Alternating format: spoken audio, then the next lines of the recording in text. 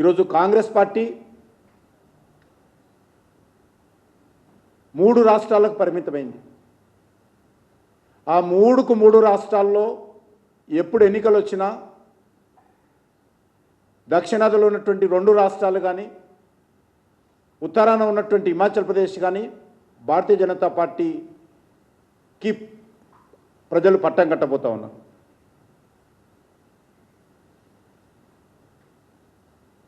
ఈ యొక్క కుటుంబ పార్టీలు, అవినీతి పార్టీలు, అసమర్థ పార్టీలు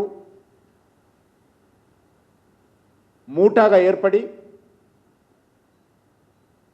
ఈరోజు ఒక సమర్థవంతంగా దేశాన్ని ముందుకు తీసుకెళ్తున్నటువంటి నరేంద్ర మోడీ గారి ప్రభుత్వం పైన దుమ్మెత్తి పోసేటువంటి ప్రయత్నము, బురదలేటువంటి ప్రయత్నం చేస్తూ ఉన్నారు.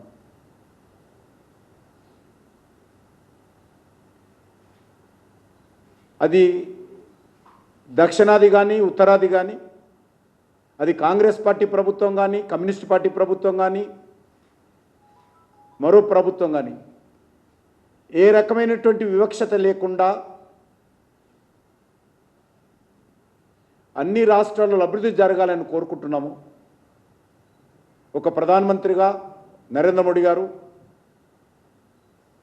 దేశంలో ఉన్నటువంటి అన్ని రాష్ట్రాలు అభివృద్ధి జరిగితేనే దేశం ముందుకెళ్తుందన్నటువంటి ప్రగాఢమైనటువంటి విశ్వాసంతో ఆయన పరిపాలన చేస్తూ ఉన్నారు. కేరళలో సిపిఎం ఉంది కాబట్టి కేరళ అభివృద్ధి జరగొద్దని, లేక తమిళనాడులో డిఎంకే ఉంది కాబట్టి డిఎంకే అభివృద్ధి జరగొద్దని, ఇక్కడ ప్రజలకు అన్యాయం చేయాలని ఏ పార్టీ కోరుకోదు, ఏ ప్రధానమంత్రి భావించాడు.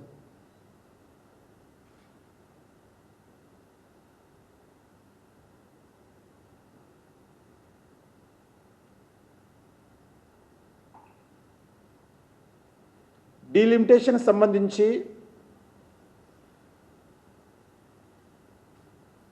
ఏదైనా ఇప్పటికీ చట్టాలుంటే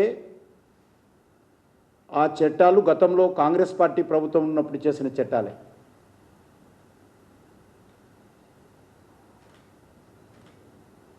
ఇప్పటికీ జనాభా సేకరణ జరగాలి,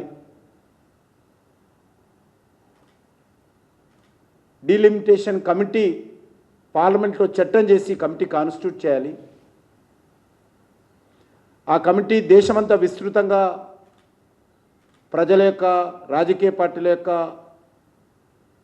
మేధావుల యొక్క సలహాలు, రాష్ట్ర ప్రభుత్వాల సలహాలు తీసుకోవాలి. ఇందులో రాష్ట్ర ప్రభుత్వాల పాత్ర చాలా కీలకంగా ఉంటుంది. ఇప్పటికీ అసలు దీనిపైన ఏ రకమైనటువంటి ఆలోచన చేయకముందే ఏదో జరిగిపోతుందని, ఏదో అన్యాయం జరుగుతుందని రేవంత్ రెడ్డి, కేటీఆర్ ఒకే మీటింగ్లో కూర్చొని మాట్లాడడం ఏదైతున్నదో ఇది పూర్తిగా వాస్తవ విరుద్ధమని సందర్భంగా మనవి చేస్తా ఉన్నాను.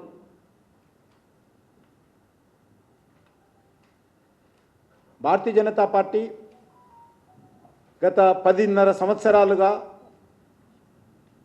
నరేంద్ర మోడీ గారి నాయకత్వంలో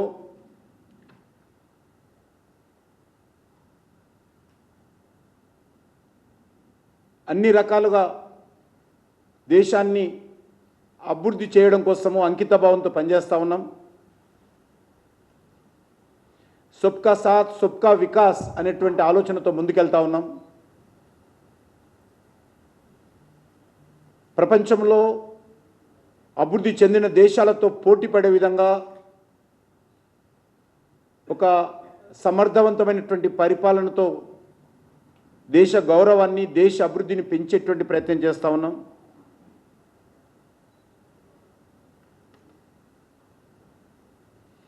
ఈ విజయము ఒక దేశంగా అన్ని రాష్ట్రాల ప్రజలు సాధించినటువంటి విజయం.